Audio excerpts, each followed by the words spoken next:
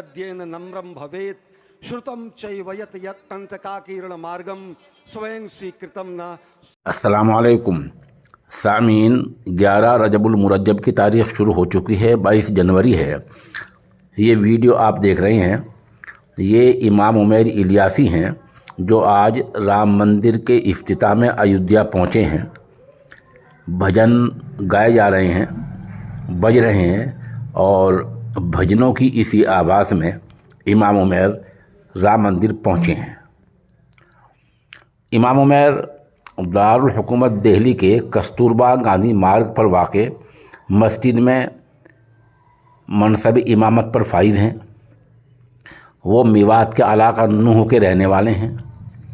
उनके वालिद साहब का नाम है मौलाना जमील अहमद इलियासी।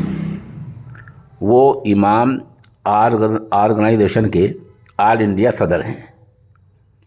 आज वो अयोध्या के प्रोग्राम में गए हैं और वहाँ राम मंदिर के इफ्तिताह में गए हैं और उन्होंने कहा कि ये बदलते भारत की तस्वीर है। हम सबको मिलकर भारत को मजबूत करना है।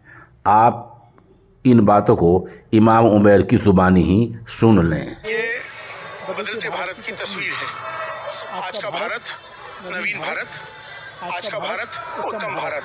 मैं यहाँ पैगाम में मोहब्बत लेके आया हूँ। जहाँ तक पहुँचे मेरे साथ ही आप स्वामी जी साथ पे खड़े देख रहे हैं, इसी का नाम भारत है। हमारी